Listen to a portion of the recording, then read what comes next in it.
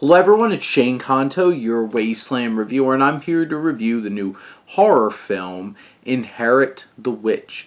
In this 85-minute horror drama from writer-director Credo Alexander, who also stars in the film as one of our main characters, focuses on what starts as a party back in 1984 for her 14th birthday. We have 30 years later. This family reunites in two isolated houses in a forest where horrific truths are uncovered about the family's occult pact and background, and the evil powers that have enabled their wealth and power. And this is the kind of film that really wears its themes and ideas so far out on its sleeves to the point where it's like, okay, we get it. Why? And then after a while, you're just like, why did I need to watch this movie to understand like this very blatant theme that it's trying to go for that is not done with any level of finesse or making it dynamic in any kind of way.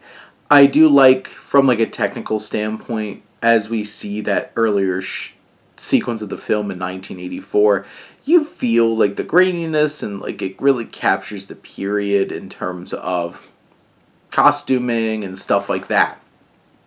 But otherwise, this film doesn't look great. You can definitely tell that it was made for a very, very, very small budget.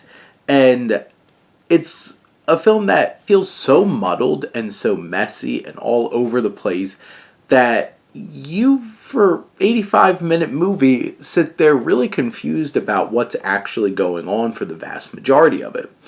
And these characters, I feel like Alexander's definitely having fun as his character of Corey, putting in a over-the-top, ridiculous kind of performance that I think, brings some fun to the table. You have what feels like mindless bouncing around between things and trying to balance so many different threads and ideas that it just becomes overwhelming after a while trying to watch this film and really figure out what the heck's going on. And it's something that just feels so off and strange and doesn't give a whole lot of structure, and by the time we get to the end of the film and you're supposed to have some kind of resolution, it really just falls flat.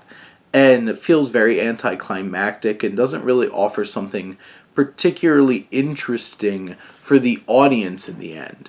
And it's so confusing. It feels like a string of scenes that just happen to be thrown together with the loosest of plots. And you're just confused about how did we get here? Almost every single scene. And some of the performances are not the greatest. There's some big moments towards the end of the film in the context of the narrative that feel like they should be like big emotional or harrowing moments, and some of the performances are so bad that it's kind of laughable watching like some of these death scenes and stuff like that. And that's not a good thing when you're trying to make a serious horror drama about family and generational wealth and all kinds of stuff like that, and the way that money and power can corrupt you, which, what a revelation, what a fresh idea that is. But in the end, I feel like this film doesn't really come together at all, and there's very fleeting elements that do seem to work, but there's too many of them that really take you out of the film and put you in a place where it's like you can't really enjoy this much at all. But those are my thoughts on Inherit the Witch. Let me know what you think and let's talk some movies. But thank you as always for tuning in and supporting your Wasteland reviewer.